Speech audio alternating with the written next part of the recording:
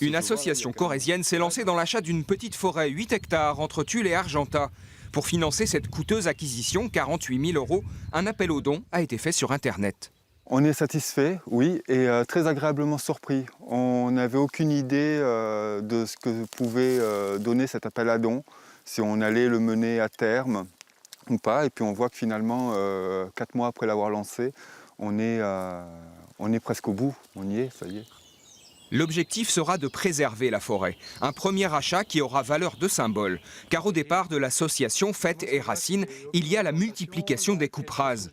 Devant une de ces parcelles mises à nu, un riverain se désole. C'est une ruine, quoi, comme on peut dire. Même en remise en état, le sol a été, à certains endroits où les engins ont passé, là, c'est détruit, quoi. Ça ne peut pas repousser comme ça.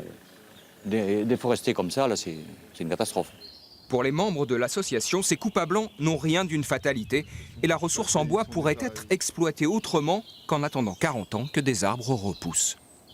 Une exploitation respectueuse, c'est possible. Tirer un revenu de son foncier forestier, c'est possible. Et ça n'implique pas nécessairement le saccage et le pillage. Et donc un des objets de l'association, c'est aussi de montrer que d'autres pratiques sont possibles et intéressantes. Et si elles sont moins répandues, c'est avant tout une question d'habitude qu'une question économique. Une gestion en continu de la forêt, c'est de cette manière que travaille ce forestier. Il comprend la démarche de l'association, lui qui gère 400 hectares de forêt, prélevant régulièrement du bois sans jamais raser à blanc. Disons qu'une coupe rase, c'est sûr que quand on est forestier, on s'occupe d'une forêt. Et la forêt, elle est définie par le fait qu'il y a des arbres et un couvert. Donc à partir du moment où il n'y a plus d'arbres sur une grande surface, est-ce que c'est encore une forêt ? Non, ça n'en est plus une. Est-ce que les gens qui font ça sont encore des forestiers ? Voilà, c'est un peu dur ce que je vais dire, mais pas forcément.